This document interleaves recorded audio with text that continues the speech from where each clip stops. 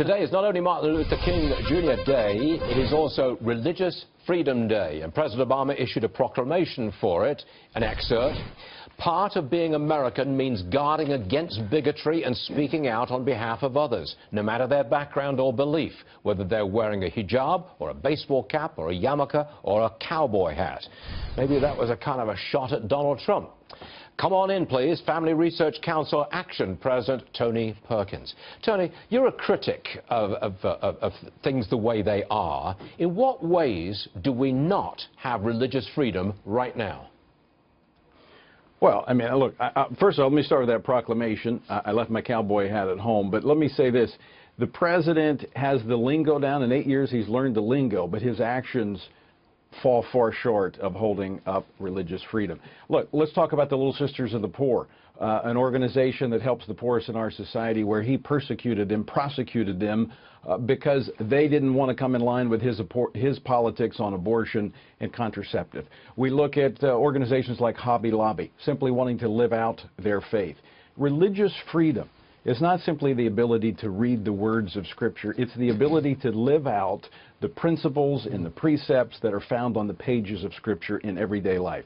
That is what this president has dismantled policy by policy. Now, I know that you've got strong views on what we should do to restore religious liberty. Number one, what would you do in the military? Well, first, in the military, I think we have to bring back the idea that men and women who protect that fundamental freedom, that first freedom, have the same right to exercise it. That was, by the way, placed into law about 2 years ago. We worked to change the National Defense Authorization Act to ensure that men and women in the military have the freedom to live their faith, even when it contradicts with the president's liberal policies. Unfortunately, the law, not surprisingly, has not been upheld by this administration. So I'm optimistic that what we're going to see in this incoming administration, maybe not so much words, but actions that uphold religious freedom.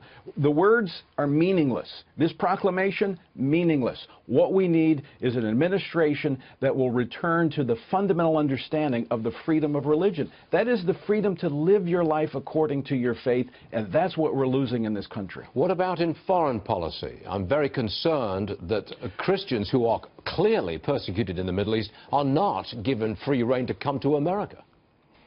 Well, Stuart, you and I have talked about this. Yeah. We're both deeply disturbed by what has happened, where we have seen for the third consecutive year, according to Open Doors USA, a historic level of persecution of Christians around the globe. That has happened at really because America has lost its voice. Our State Department needs to make this, as it is statutorily stated, a priority once again. Rather than all of these liberal social engineering policies that we've been forcing on other countries, we need to return to advocating those values that made America an exceptional nation. And chief among those is the issue and the idea of religious freedom. And so that needs to be at the forefront of what our State Department is advocating around the world. Tony Perkins, it's a big subject, a very important subject. You better come on back and explain it in some more detail. We'd like that. Tony, thank you, sir. All right. Got it. Thank you, Stuart.